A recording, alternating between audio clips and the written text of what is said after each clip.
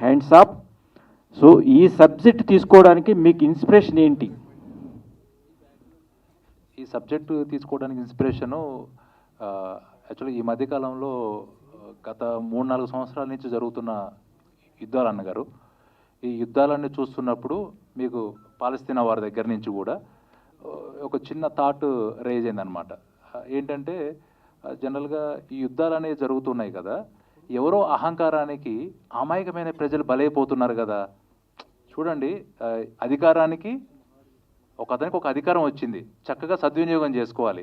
ఆ అధికారాన్ని దుర్వినియోగం చేస్తూ దానివల్ల అవంశవాదులు పసిపిల్లలు కూడా చనిపోతున్నారు. మీరు ఈ మధ్యకాలంలో చూస్తే మన హీరో సుమన్ గారు కూడా స్టేటస్లో పెట్టుకుంది, చిన్నపిల్లలు కూడా యుద్ధం అనే పేరుతో చంపేస్తున్నారు. అదొక థాట్ వచ్చింది. ఆ థాట్ ఎలా అయిందంటే, ఈ థాటు 2 దేశాల మధ్య అయితే ఎలా ఉంటుంది అనేటువంటి థాట్ క్రియేట్ అయిందనమాట. కాబట్టి ఇది యాక్చువల్గా మనము అంటే యుద్ధ వాతావరణంతో పాటు ఉండేదే, కానీ ఇది 2 దేశాలకు సంబంధించింది. ప్రతి ఒక్క పౌరుల ఎలా అంటే రాబోయే జనరేషన్స్, నెక్స్ట్ జనరేషన్స్ అయితే కంపల్సరీగా దీని గురించి ఆలోచిస్తారు. ఇంకోటి ఏంటంటే, కసబ్ అనే అతన్ని 26/11 దాడుల్లో దొరికినప్పుడు ఆ ఇంట్రాగేషన్ అతను చెప్పిన ఇన్ఫర్మేషన్ ఏంటో తెలుసా? మీరు మాకు ట్రైనింగ్ ఇచ్చిన మా గురువును కనుక కలిస్తే అతని మాటలకి మెస్మరైజ్ అయిపోతారని చెప్పాడు అతను స్టేట్మెంట్లో.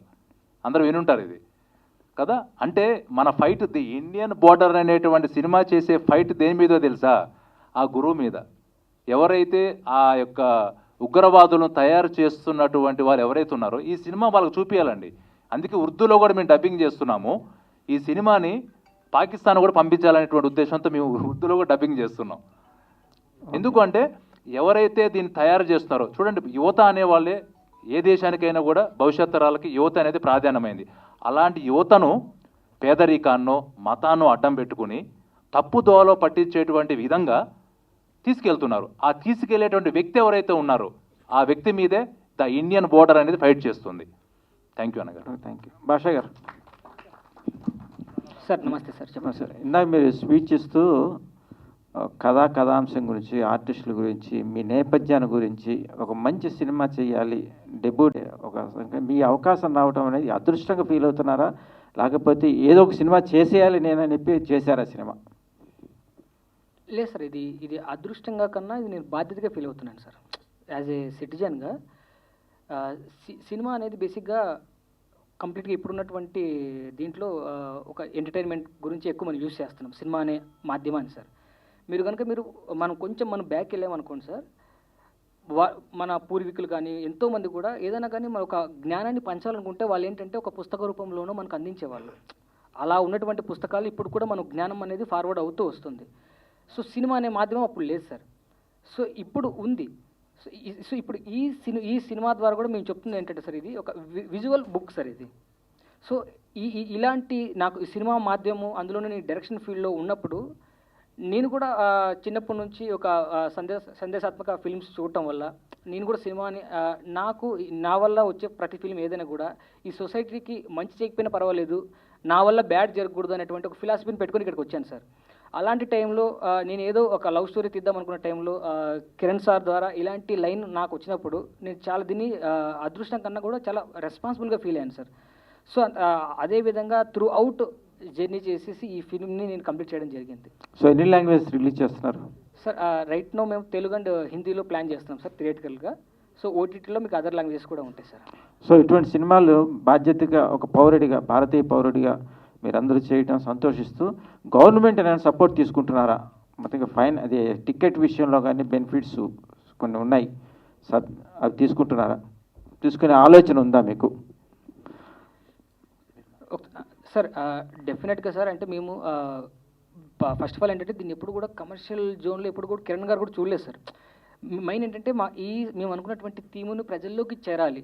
సో ప్రజల్లోకి చేరాలనుకున్నప్పుడు ఇప్పుడు మేము మా దాంట్లో ఉన్న వాళ్ళు కూడా పెద్ద ఆర్టిస్టులు లేరు సార్, పెద్ద ప్యాడింగ్ ఏం లేదు. సో మీరు అన్నటువంటి ఆ మాట అనేది మాకు బాగా యూజ్ అవుతుంది. ఎందుకంటే ఇప్పుడు ప్రతి ఒక్కరు కూడా ఇప్పుడు రోజుకి ఒక 200 పని చేసుకునే కూలీలు ఉంటారు సార్. వాళ్ళు 200 రూపీస్ బేర్ చేసి సినిమాకి రాలేని వాళ్ళు ఉంటారు. అలాంటప్పుడు మీరు అన్నటువంటిది మాకు చాలా ప్లస్ అవుతుంది. అంటే రొటీన్ ఆడియన్స్ కాకుండా ఇంకా వేరే కొత్త ఆడియన్స్ కూడా మాకు సినిమా చూసే స్కోప్ దొరుకుతుంది మీరు అన్నట్టు. సో డెఫినెట్గా మాకు కనుక అవకాశం వచ్చింది అనుకోండి సార్, దాన్ని మేము అప్రిషియేట్ చేస్తాం, దాన్ని వెల్కమ్ చేస్తాం సార్. అంటే అప్రోచ్ అవ్వాలిగా, మీరు ఏం చేస్తున్నారు అనేది గవర్నమెంట్ తెలియజేయాలిగా, మేము ఇది చేసామని. ఎందుకంటే వాళ్ళు 1000 వ్యాపకాలతో ఉంటారు. అవును సార్. మనం ముందు ప్రొసీడ్ అయితే ఏదైనా మీకు ఛాన్సెస్ దొరికే అవకాశం ఉంది. యాజ్ ఏ మీడియా పర్సన్గా నేను కూడా ఒక ఇండైరెక్ట్గా సపోర్ట్ చేస్తాను మీకు. Okay, thank you sir. Thank you sir. Sir music director గారికి. సార్ మీరు ఒక చాలా ఇంపార్టెంట్ క్వశ్చన్ అడిగారు సార్ గురుగారు. యాక్చువల్గా మీరు అడిగిన క్వశ్చన్లో అంటే నేను ఇవ్వాల్సిన ఆన్సర్ ఏంటంటే డైరెక్ట్గా మనం డబ్బింగ్ హిందీలో చేస్తున్నాము, అంటే హిందీలో కూడా రిలీజ్ చేస్తున్నాం పాన్ ఇండియాగా, తమిళ్ ఒకటి, ఇంగ్లీష్లో కూడా ఈ కథని ఇంగ్లీష్లో కూడా తీసుకెళ్ళడానికి. ఎందుకంటే ఇది ఒక 2 దేశాల సమస్య కాదు సార్, అన్ని దేశాలు పక్కపక్కన ఉన్న దేశాల మధ్య జరుగుతున్నటువంటి సమస్య ఇది. ఇప్పుడు జరుగుతుంది కూడా బయట అంతా అదే. కాబట్టి దీన్ని ఇంగ్లీష్ కూడా ఉర్దూ అన్ని లాంగ్వేజ్ తీసుకెళ్తున్నాము. మీరు అడిగిన క్వశ్చను గవర్నమెంట్ పరంగా అప్రోచ్ అవ్వడానికి ప్రయత్నం చేస్తున్నాం సార్. యాక్చువల్ ప్రయత్నం చేస్తున్నాం, కానీ మేము అనుకున్న ప్రయత్నము అంటే దీన్ని కూడా ఇన్వైట్ చేయడానికి కూడా ప్రయత్నం చేశాము ఒక పెద్ద వ్యక్తిని. కానీ ఏమవుతుందంటే వాళ్ళకున్న బిజీ షెడ్యూల్లో అంటే ఇప్పుడు భాషా గారు చెప్పినట్టుగా బాగా ఎస్టాబ్లిష్డ్ పర్సన్స్ ఉన్న దగ్గర ఒక రకంగా ఉంటుందేమో, ఇలా కొంచెం బ్యాక్గ్రౌండ్ లేకుండా ఉండటం వల్ల అలా ఏమైనా ఉంటుందో తెలియదు, కానీ కొంచెం వెనక్కి అయ్యాము యాక్చువల్గా ఈ సినిమా పరంగా ఇన్వైట్ చేయడానికి వెళ్ళినప్పుడు. కానీ మేము ఒకటే నమ్ముకునేది ఏంటంటే మీడియా మిత్రులను నమ్ముకున్నాం. ఆర్ట్ఫుల్గా చెప్తున్నా నేను, ఎందుకంటే సబ్జెక్ట్ నచ్చితే దమ్ముంటే మీరు దాన్ని కంపల్సరీగా అందులోకి తీసుకెళ్తారు. మీరు అడిగిన దాని ప్రకారంగా ముఖ్యమంత్రి వర్యులు 2 రాష్ట్రాలు, తెలుగు రాష్ట్రాలు, ఇప్పుడు నారా చంద్రబాబు నాయుడు గారు కావచ్చు, రేవంత్ రెడ్డి గారికి ఒకటే రిక్వెస్ట్ చేస్తుంది ఏంటంటే, ఇది మేము చేసే ప్రయత్నం అనేది ఇప్పుడు జరుగుతున్న యుద్ధ వాతావరణాలకు సంబంధించిన అద్భుతమైన సబ్జెక్ట్. ఇది ప్రతి ఒక్కరు ఆలోచిస్తారు, దీన్ని ఎంతవరకు మీరు సహకరించి ముందుకు తీసుకెళ్తారు అనేది. మీ బిడ్డలం కదా, ఇప్పుడు దేశానికి ప్రధానమంత్రి ఎలానో రాష్ట్రానికి ముఖ్యమంత్రి అలా, కాబట్టి వాళ్ళ బిడ్డలము. దురంధర్ సినిమా సక్సెస్ మీట్కి వెళ్ళి రేవంత్ రెడ్డి గారు కూర్చుని చక్కగా ఎంతో బాగా హ్యాపీగా బ్లెస్ చేశారు. మరి ఇక్కడ మీ బిడ్డలము ఒక గొప్ప ప్రయత్నం చేశాం కదా, మరి మీ బిడ్డలము మా తండ్రి ఏం చేయాలి, బిడ్డలను ఆశీర్వదించాలి. కాబట్టి దీన్ని చాలా దృక్పథంతో తీసుకొని ఈ ప్రాజెక్ట్ని ముందుకు తీసుకెళ్ళి మీరు అన్నట్టుగా ఏదన్నా టికెట్ విషయంలో అవ్వచ్చు, అందరికీ చూపించడానికి వాళ్ళకి నచ్చితే 100% వాళ్ళ యొక్క సపోర్ట్ మాకు కావాలి. వాళ్ళ సపోర్ట్తో పాటు మళ్ళీ చెప్తున్నానన్న మీరందరికీ, ఎందుకంటే నాకు చాలామంది తెలిసిన వాళ్ళు ఉన్నారు, మీ ఒక 3-4 ఇయర్స్ గ్యాప్ వచ్చి ఉండొచ్చేమో, కానీ మీడియా మిత్రులందరికీ అందరూ బాగా తెలిసిన వాళ్ళే ఉన్నారు. దయచేసి ఈ సినిమా మాత్రం అద్భుతమైన కథ. మీ అందరికీ కూడా సినిమా రిలీజ్ అవటానికన్నా ముందే ఒక ప్రివ్యూ వేస్తాం, దయచేసి బ్లెస్ చేయండి. Thank you so much. Music director గారు. సార్ ఈ కట్స్ ఉంటాయి, అభినందిస్తున్నాను దర్శకుడు మాత్రం, అది తెలిసిన విషయమే. సో ఇది చేయాలంటే ఒక ప్రాక్టికల్గా ఒక మైండ్ సెట్, ఒక థియరీ కావాలి మ్యూజిక్ పరంగా. ఇది ఏమాత్రం డిస్టర్బ్ అయినా కూడా అపహాస్యం అవుతుంది. అవును సార్, మ్యూజిక్ పరంగా ఇది అంటే డిఫరెంట్. ఇది అవును సార్, వేలెత్తి చూపించే జనం ఎక్కువ ఉంటారు, సపోర్ట్ చేసే వాళ్ళు తక్కువ ఉంటారు. అవును సార్. సో దీని ప్రాక్టీస్ ఎలా చేశారు, అసలు హోంవర్క్ ఏంటి? ఏం లేదు సార్, అంటే నాకు భాష గారు కిరణ్ గారు వచ్చి అంటే కలిసి చెప్పినప్పటి నుంచే ఆ మూడ్లో వెళ్ళిపోయాం. అంటే క్లారిటీ కరెక్ట్గా ఉంది, సబ్జెక్ట్ ఎలా ఉంది, మనం దీన్ని ఎలా వెళ్ళొచ్చు, అండ్ వాట్ ఈజ్ అంటే నెక్స్ట్ మ్యూజిక్ ఎలా ఉండాలి అనేది ప్లాన్ కరెక్ట్గా ఉంది. నేను దాన్ని అమలు చేసుకుంటూ వెళ్తున్నాను. దానితో పాటు నా వర్క్ స్టైల్, మనం దీనికి ఎలా బ్యాలెన్స్ చేయగలుగుతాం అని ప్రాక్టీస్ చేసి డిస్కస్ చేసి వర్క్ చేస్తున్నాం సార్. మోరోవర్ ఏంటంటే ఇది చాలా బాధ్యతతో కూడుకున్న సినిమా కాబట్టి మనకు చిన్నప్పటి నుంచి దేశభక్తి ఇవన్నీ ఎమోషన్స్ దాగి ఉంటాయి కదా సార్. ఒక లవ్ సినిమా వచ్చినప్పుడు ఆ లవ్ ఫెయిల్యూర్ వచ్చినా మనం లవ్ ఫెయిల్యూర్ కాకుండా ఎమోషన్తో చేయాలి సాడ్ సాంగ్. కానీ అలాగే ఇది దేశభక్తి అన్నప్పుడు అంతే ఎమోషన్తో ఆ భక్తి లోపల నుంచి ఇది తీసుకొని అదే చేస్తున్నాను సార్. ఈవెన్ అదే చెప్పాను నేను, ఈవెన్ బ్యాక్గ్రౌండ్ స్కోర్ చేస్తున్నప్పుడు మొన్న డిస్కషన్ అయింది కిరణ్ గారితో. సార్ నేను ఆ సీన్ అప్పుడు చేస్తూ ఒక చిన్న హమ్ పాడుతూ అలా ఏడ్ చేశాను సార్. అంటే ఆ ఎమోషన్ కనెక్ట్ అయిపోయింది అసలు. సో అది అనిపించింది, అంటే okay I'm in right track అని, మళ్ళీ ఆ ఎమోషన్ బయటకు వస్తుంది అని. సో అది సార్, సో ఎవరు వేలెత్తి చూపించకుండా ఉంటుంది. ఈవెన్ అప్రిషియేట్ చేస్తారనే నమ్మకం కూడా కలుగుతుంది sir. So very good, your responsibility. Okay, Thank you. Thank you. Adarsh గారు, అలా చేస్తున్న సాటిస్ఫాక్షన్ మీకు ఉందా, లేకపోతే వాళ్ళు అడిగారని నేను చేస్తున్నాను అనుకున్నారా? సార్ ఫస్ట్ ఇలా సినిమా చేస్తున్నాం అన్నప్పుడు మనకి ఎలాగో రెగ్యులర్ కాల్స్ వస్తూ ఉంటాయి కదా సార్, అందులో ఇది కూడా ఒకటే అనుకున్నాను. బట్ ఎప్పుడైతే నేను కలిసి కథ విన్నానో, భాషా గారు ఎప్పుడైతే నరేషన్ ఇచ్చారో, నాకు మనస్ఫూర్తిగా వేరే మిగతా వాటి గురించి ఏమీ ఆలోచించలేదు సార్. ఈవెన్ కమర్షియల్ కూడా నేను పెద్దగా ఆలోచించకుండా నాకు లైన్ నచ్చింది. అంటే నేను కూడా ఇలాంటి ఒక క్యారెక్టర్ చేయాలన్న ఒక కసితో ఉన్నాను, అది దొరికింది. సో ఇమీడియట్గా I said yes sir. So ఈ సినిమా చేసిన తర్వాత ఐ ఫెల్ట్ సో హ్యాపీ. ఇలాంటి మూవీస్ చేయాలి అన్నా సరే గట్స్ ఉండాలి. బట్ నాకు ఆపర్చునిటీ ఇచ్చినందుకు డైరెక్టర్ అండ్ ప్రొడ్యూసర్ గారికి థ్యాంక్స్ చెప్పుకుంటున్నాను once again. Yeah sir. Hero గారు మీరు, సో ఇలాంటి మూవీస్కి బడ్జెట్, చిన్న మూవీస్ కాబట్టి బడ్జెట్ ఇష్యూస్ ఉంటాయి. సో అనుకున్న బడ్జెట్లో అయిపోయిందా, ఎక్కువైందా?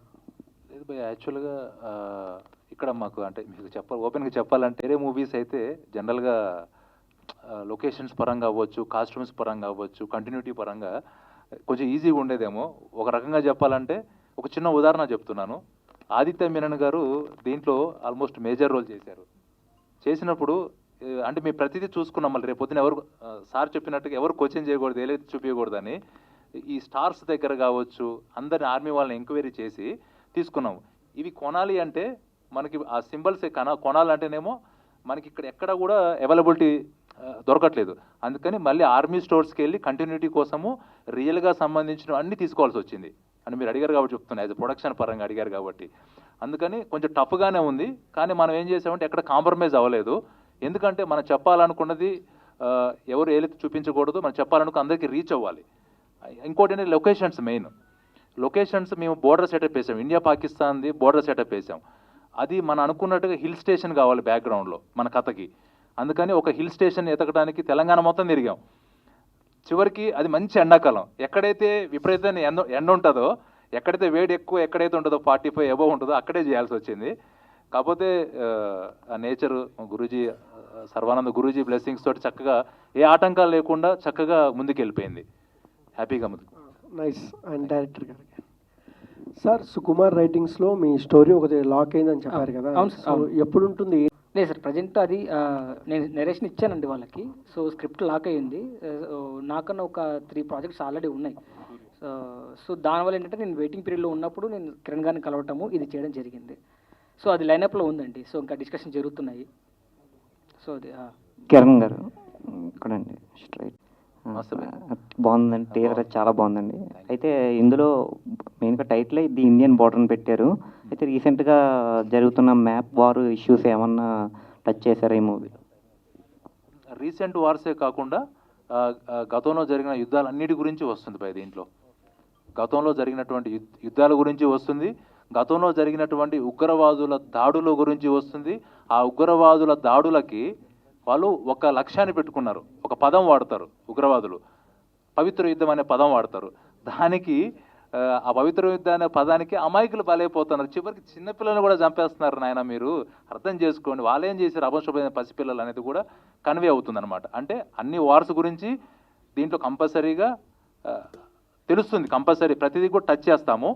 అంతేకాకుండా దానివల్ల ఎంత నష్టపోతున్నారో కూడా తెలియపరుస్తాం అనమాట. అది కూడా ఉంది భయ్య. మురళీమోహన్ గారిని ఎలా ఒప్పించారు ఏంటి, ఇంతమంది క్యాస్ట్ని ఎలాగా ఏంటి?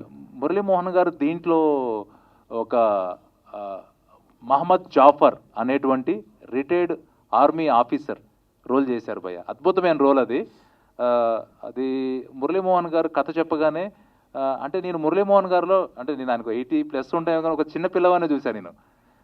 షూటింగ్లో కూడా ఆ సీన్లో ఇంక ఇలా చేస్తే ఎలా ఉంటుంది, ఇది యాడ్ చేయండి, ఇది ఇంత బాగుంది కదా అని చెప్పి చేశారు. నాకు అసలు ఎంత హ్యాపీనెస్ అనిపించిందో. యాక్చువల్లీ ఈరోజు రావాలి అనుకోకుండా కొన్ని పరిస్థితుల వల్ల ఆగిపోయారు. చాలా సపోర్ట్ చేశారు. తర్వాత ఆదిత్య మీనన్ గారు, really hats up to him. మనము ఆ రోల్కి ఇందాక సార్ అడిగినట్టుగా సపోర్ట్ అనేది కొత్తగా ప్రయత్నం చేసే వాళ్ళకి సపోర్ట్ వెళ్ళి ఒక ఒప్పించడానికి సార్, ఒక పెద్ద యాక్టర్ని ఒప్పించడానికి కూడా రికమెండ్ చేసి ఒప్పించడానికి ఒక 15 రోజులు 20 రోజులు పట్టేది ఒప్పించడానికి, రీచ్ అవడానికి. ఆదిత్య మీనన్ గారికి కథ తెలియపరచగానే విని I will do it for you, నేను మీకోసం చేస్తాను, వెరీ నైస్ అని చెప్పారు.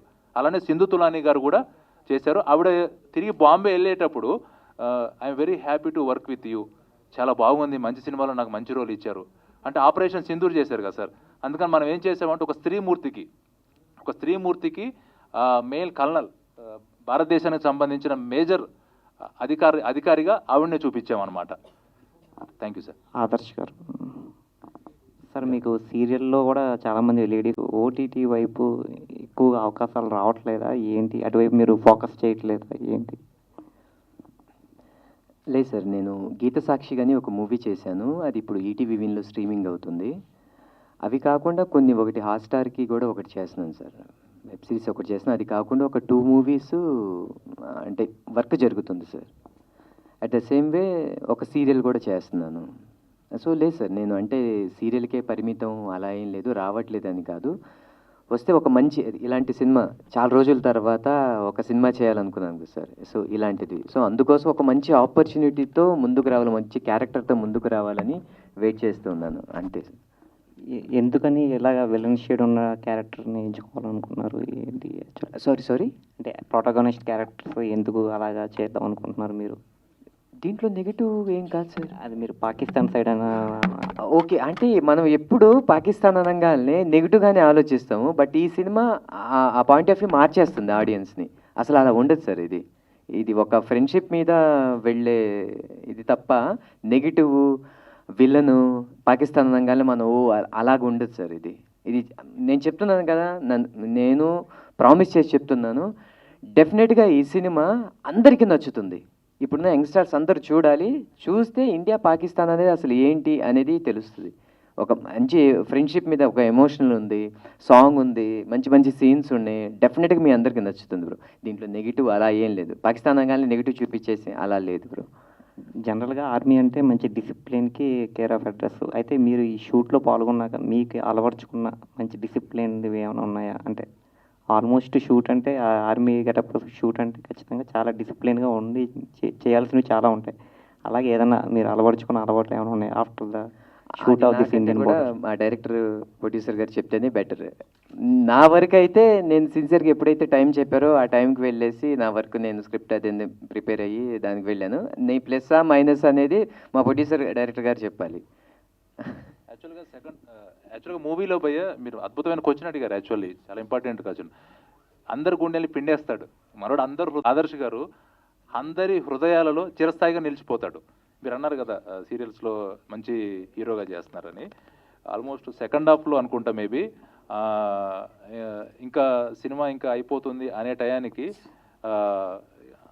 ఆదర్శ్ గారు అందరి గుండెల్లో నిలిచిపోతారు. అది అద్భుతం, ఏడిపిస్తారు కూడా అందరి. అద్భుతమైన అది అద్భుతం. అందుకే హరిచరణ్ గారు ఎస్పెషల్లీ ఇప్పుడు ఆయన చెప్పారు కాబట్టి చెప్తున్నారు, దోస్తీ సాంగ్. ఆ దోస్తీ సాంగ్ అయితే అద్భుతంగా సాంగ్ విని నేను పాడతానండి అని చెప్పారు. దానికి హరినాథ్ గారు అద్భుతమైన లిరిక్స్ రాశారు. Hats off to you sir. అది అద్భుతం అండి. సాంగ్ కూడా మీకు నెక్స్ట్ వీక్ రిలీజ్ చేస్తాము. కావాలని ఆపామన్నమాట, ఎందుకంటే ఇది ఇండియా పాకిస్తాన్ ఇద్దరి మధ్యలో వచ్చేది కాబట్టి 3D టైలర్తో పాటు రిలీజ్ చేద్దామని ఆగాము. దోస్తీ సాంగ్ అద్భుతమైన సాంగ్ అది.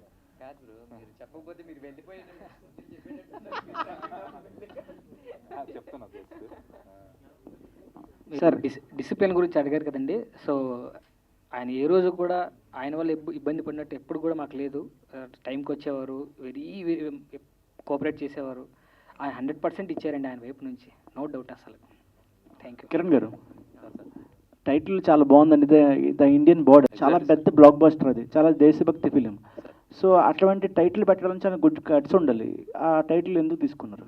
ఫస్ట్ నేను ఏంటంటే సార్ ఒక టైటిల్ అనుకున్నాము, ది లైన్ అనుకున్నాము. యాక్చువల్లీ నేను అంటే తెలంగాణ ఫిల్మ్ ఛాంబర్లో నేను లైఫ్ మెంబర్ని యాజ్ ఎ ప్రొడ్యూసర్గా. తర్వాత రైటర్ అసోసియేషన్స్లో కూడా నేను మెంబర్ని అనమాట. ఈ కథ మనం ది లైన్ అనేటువంటి పేరుతోటి రిజిస్ట్రేషన్ చేయడం జరిగింది యాజ్ ఏ మెంబర్గా రైటర్ అసోసియేషన్లో. కానీ ఏమైపోయిందంటే ఇప్పుడు మీకు ఎవరన్నా ఏం సినిమా తీస్తున్నారు భయ మీరు ఏంటంటే ది లైన్ అంటే LION లైన్ సింహం అని అడుగుతున్నారు. అంటే చెప్పాల్సి వస్తుంది స్పెల్లింగ్తో పాటు. అరే ఇదేంటి మన జనాల్లోకి తీసుకెళ్లాలని ఒక ఉద్దేశంతో ఈ మూవీని పెట్టుకున్నాం కదా, అరే ఇది ఎలా అందరు క్యాచీగా ఉండాలి కదా అని అర్థమయ్యి ఏం చేసామంటే కొంచెం రిక్వెస్ట్ చేసి మళ్ళీ వెళ్ళి తెలంగాణ ఫిల్మ్ ఛాంబర్లో చక్కగా ది ఇండియన్ బోర్డర్ అనేది పెడతాం జరిగింది సార్. ఎందుకంటే ఈ కథ కూడా సంబంధం ఉంది, అందరికి కూడా ఈజీగా రీచ్ అవుతుంది అనేటువంటి దాంతో పెట్టడం జరిగింది సార్. అంటే ఇప్పుడు చాలా ఆడియన్స్ చూసుకుంటే రెగ్యులర్ మూవీస్ ఉంటాయి కానీ దేశభక్తి మూవీస్ చాలా తక్కువ వస్తుంటాయి. సో ఇప్పుడు చూసుకుంటే మేము ఇందా చెప్పినట్టు యూరి వచ్చింది, ఐ మీన్ సర్జికల్ స్ట్రైక్స్ వచ్చినప్పుడు అట్లా అంటే అవి అప్పుడు జరిగిన సంఘటనల మీద వెంటనే తీస్తే రియాక్టింగ్ కూడా ఆడియన్స్కి ఎక్కువ ఉంటుంది. సో మీరు చాలా సంవత్సరాల బ్యాక్ జరిగిన సంఘటనలన్నీ మిక్స్ చేసి ఇప్పుడు చేశారన్నారు కదా, సో ఆడియన్స్కి ఇచ్చే హై పాయింట్ ఏంటి దీంట్లో? అసలు ఇది యాక్చువల్గా రియల్గా జరిగినటువంటి యథార్థ సంఘటనలనే తీసుకున్నాం సార్ ఆధారంగా. రియల్గా జరిగాయి. మేము ఈ సినిమా ఎండింగ్కి వచ్చాక కూడా కొన్ని పాయింట్స్ కూడా ఎగ్జాక్ట్గా ఇప్పుడు బయట జరుగుతున్న వాటికి మ్యాచ్ అవుతుంది. మేము అనుకోలేదు, అనుకోకుండా మ్యాచ్ అవుతుంది. కానీ యథార్థ సంఘటనలు అంటే మీకు తెలుసు కదా, ఇప్పుడు జనరల్గా యుద్ధ వాతావరణము జరుగుతుందంటే దేనికోసం సార్? జనరల్గా మీరు అడిగారు క్వశ్చన్, యుద్ధం అనేది దేనికోసం పెట్టుకున్నారు వీళ్ళు? యుద్ధం అనేది అంటే ఫ్రెండ్లీగా అడుగుతున్నాను, యుద్ధం అనేది దేనికోసం జరుగుతుంది? అంటే బార్డర్ ఇష్యూస్ వల్లే. సో అక్కడ వాళ్ళ కంట్రీ మనకన్నా గ్రో అవుతుంది, వాళ్ళకన్నా సంథింగ్ వాళ్ళకన్నా ఇష్యూస్, ఇంటర్నల్ ఇష్యూస్ వల్ల అధికారం కోసము లేదంటే ఏంటంటే ఆధిపత్యం కోసము చేస్తున్నారు. అంటే ఇది చేస్తున్నారు కదా మీరు, దీనివల్ల ఎంతమంది బలైపోతున్నారు, దానివల్ల మీరు ఏం సాధించారు అని నేను ఒకటే సినిమా మొత్తం చూపిస్తే ఆడియన్స్ యాక్సెప్ట్ చేసేటువంటి పరిస్థితి ఈ రోజుల్లో లేదు. కాబట్టి వాస్తవానికి చాలా కమర్షియల్ జోన్ ఈ మూవీలో ఉంది యాక్చువల్లీ. అందుకే చాలా జాగ్రత్త పడ్డాము. సాంగ్స్లో కూడా సాంగ్స్ ఏంటి, ఒక భారతీయ సైనికుడు బోర్డర్లో డ్యూటీ చేస్తున్నప్పుడు వైఫ్ ఇంటి దగ్గర ఉంటుంది, ఆల్మోస్ట్ ఒక యుద్ధ వాతావరణం అక్కడ ఉంటుంది. ఆ యుద్ధ వాతావరణం అక్కడ ఉన్నప్పుడు తను యాక్చువల్గా అతని గురించి ఆలోచించేది ఎవరు? కుటుంబమే కదా. ఏమవుతుంది, నా భర్తకి ఏమవుతుందో, నా బిడ్డకి ఏమవుతుందో అని సైనికుడి గురించి ఆలోచించేది కుటుంబమే. కానీ వాళ్ళిద్దరు మిస్ అయ్యే ఎమోషన్ ఏదైతే ఉందో, హస్బెండ్ అండ్ వైఫ్ ఎమోషన్ కూడా చూపించాము. దానికి కూడా సాంగ్ హరినాథ్ గారు రాశారు, అద్భుతం. దూరాన నువ్వున్నా నా దగ్గరున్నావే అని అద్భుతమైన సాంగ్ అనమాట అది. అంటే క్యాంప్కి వెళ్ళిన తర్వాత వాళ్ళిద్దరు ఎమోషన్స్కి అది కూడా హరిచరణ్ గారే పాడారు, చాలా అద్భుతంగా పాడారు సార్. అంటే దేశం కోసం త్యాగం చేసేది ఒక సైనికుడే కాదు, సైనికుడి భార్య కూడా ఎంతో త్యాగం చేస్తుంది అనేది ఈ సినిమా ద్వారా అది కూడా తెలుస్తుంది పాయింట్. ఆదర్శ్ గారు సార్, సీరియల్స్లో మీకు చాలా ఫేమస్, మంచి అక్కడ ఒక ఫ్యాన్స్ ఉన్నారు మీకు కానీ ఇక్కడ జనరల్గా ఏమనుకుంటారంటే టీవీ ఆడియన్స్ వేరు, 70mm ఆడియన్స్ వేరు, డిఫరెన్స్ చూపిస్తూ ఉంటారు. సో ఇక్కడ చూసి ఇక్కడ బాగుంటుంది కానీ ఇక్కడికి వచ్చిన తర్వాత నువ్వు టీవీ సీరియల్ చేసావు కదా, ఇక్కడ అంత వర్కౌట్ అవ్వదు అని చాలామంది కొంచెం డిగ్రేడ్ చేస్తూ ఉంటారు. సో అట్లాంటి ఇష్యూస్ ఏమైనా వచ్చాయా మీకు ఈ మూవీ చేసేటప్పుడు కానీ ఏదైనా మెయిన్ స్ట్రీమ్ చేసేటప్పుడు కానీ? ఈ మూవీ చేసేటప్పుడు రాలేదు సార్. ఈ మూవీ అంటే కిరణ్ భయ్యతో మాట్లాడినప్పుడు అసలు ఈ టాపికే ఎప్పుడు రాలేదు. మాకు ఈ క్యారెక్టర్కి సెట్ అవుతాడు, బాగుంటాడని అనుకున్నారు, చెప్పారు, వర్క్ చేశాను. అంటే ప్రీవియస్ చాలా చోట్ల జరిగింది సార్ ఇది. అంటే మా మూవీ రిలీజ్ అయిన తర్వాత, గీత సాక్షి రిలీజ్ అయిన తర్వాత ఒక నియర్ టు ఒక 40 to 50 స్టోరీస్ నేను విన్నాను. వెళ్ళినప్పుడు ఈ అబ్బాయి సీరియల్ చేశాడు కదా అని కొంతమంది ప్రొడ్యూసర్స్ చెప్పటం, వద్దులే మనం వేరే వాళ్ళతో వెళ్దాం అనేసి. కొంతమంది డైరెక్టర్స్ లేదు చేద్దామని వచ్చి తీరా చూసిన తర్వాత లేదు వేరే హీరోని ట్రై చేద్దాం, అబ్బాయి ఆల్రెడీ డైలీ టీవీలో కనిపిస్తూ ఉంటాడు, మళ్ళీ స్క్రీన్ మీద పెద్ద స్క్రీన్ మీద మళ్ళీ రారు అనేసి అలా డిస్కరేజ్ చేసిన వాళ్ళు చాలామంది ఉన్నారు సార్. బట్ అవన్నీ కొంతమందికే ఉన్నాయి అనేసి తర్వాత రియలైజ్ అయ్యాను. నీకు నిజంగానే ప్యాషన్ ఉంది, నువ్వు ఆడిషన్ చెప్పు, నేను చేస్తాను, వర్త్ ఉంటే పెట్టుకో, లేదంటే లేదు. నువ్వు స్మాల్ స్క్రీన్ బిగ్ పెద్ద పెద్ద స్టార్సే స్మాల్ స్క్రీన్ నుంచి వచ్చిన వాళ్ళే కదా సార్. అలా అనకుండా లేదు ఒక క్యారెక్టర్ ఇచ్చి నువ్వు చేసి చూపించు, నువ్వు అవ్వకపోతే అప్పుడు ఏదన్నా అన్నా సరే నేను తీసుకుంటాను. అలా చాలా చోట్ల చాలా ఆఫీసుల దగ్గర కూడా నేను అది వినున్నాను సార్. నేను అంటే మీరు అడిగినందుకు థ్యాంక్ యూ సో మచ్ ఈ క్వశ్చన్ అడిగినందుకు. సో నేను చెప్పేది ఏంటంటే స్మాల్ స్క్రీన్ వచ్చాడా, యూట్యూబ్ నుంచి వచ్చాడా, లేదంటే ఇన్స్టా నుంచి వచ్చాడా అని చూడకండి. ఆ క్యారెక్టర్కి మీకు సెట్ అవుతుందా చేయండి. మీరు ఎలాంటి ఆడిషన్ కావాలంటే చెప్పండి, నేను చేసి చూపిస్తాను. అప్పుడు మీరు డెసిషన్ తీసుకోండి. నా humble request, please A director అయినా ఏ ప్రొడ్యూసర్స్ అయినా సరే అలా కాకుండా ఈ విధంగా ట్రై చేయండి అని నేను మనస్ఫూర్తిగా వాళ్ళని కోరుకుంటున్నాను. All the best. Thank you so much media. Ajay గారు ఉన్నారు కదండి, అజయ్ గారు కూడా ఇంపార్టెంట్ రోల్ చేశారు దీంట్లో. ఆయన గారు కూడా బాగా సపోర్ట్ చేశారు. అంటే అవుట్ ఆఫ్ లొకేషన్స్ బయట ఉన్నా కూడా రావటము, అంత ఎండలో కూడా మాకుండి బాగా సపోర్ట్ చేశారు. మీ తరఫున మన యాక్టర్ అజయ్ గారు కూడా ధన్యవాదాలు తెలియపరుస్తున్నాను. ఒక బామ్మ క్యారెక్టర్, అద్భుతమైన క్యారెక్టర్, మీ అందరికీ తెలిసిన ఆవిడ ఇందు ఆనంద్ గారు ఉన్నారు కదండి. ఇందు ఆనంద్ గారికి అద్భుతమైన రోల్ పడ్డది. నాకు తెలిసి అయితే మేము చాలాసార్లు అనుకున్నాము, ఆనంద్ గారు, భాష గారు, మేము ఆవిడకి మాత్రం కంపల్సరీగా అయితే అవార్డు అయితే రావాల్సిందే. అంత అద్భుతమైన డైలాగులు ఆవిడకి వచ్చాయి ఈ సినిమాలో యాక్చువల్గా. ఒక అంటే డివిజన్ కన్నా ముందు ఆవిడ ఇండియాలో పుట్టారు, డివిజన్ తర్వాత అనుకోని పరిస్థితిలో పాకిస్తాన్ వెళ్ళిపోయారు హిందూ ఆనంద్ గారు. కాబట్టి ఆవిడకి అద్భుతమైన డైలాగులు పడ్డాయి.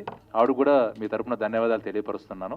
రాజేందర్ గారికి, ప్రతి ఒక్క నటీనటులకి మా కోఆపరేట్ చేశారు. బిహెచ్ఎల్ ప్రసాద్ గారు కూడా పాకిస్తాన్ సైడు ఒక ఇంపార్టెంట్ రోల్ చేశారు. షాన్ గారు మీరు షాన్ గారు తెలిసి ఉంటుంది మీకు, చూస్తే అసలు రియల్ పాకిస్తాన్ అన్నట్టుంటారు. కళ్ళు కూడా పిల్లి కళ్ళు ఉంటాయి, వెరీ ఫేమస్ ఆయన, చాలా బాగా చేశారు అసలు. అట్లా ప్రతి ఒక్క క్యారెక్టర్ కూడా మేము కరెక్ట్గా ఎవరైతే షూట్ అవుతారో ఎగ్జాక్ట్గా వాళ్ళనే పెట్టుకున్నాం భయ్య.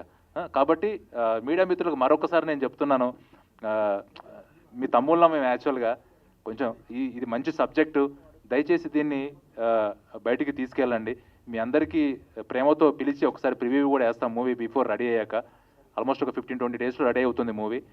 మీ అందరి బ్లెస్సింగ్స్ కావాలి. Thank you so much. Thank you madam మీకు కూడా.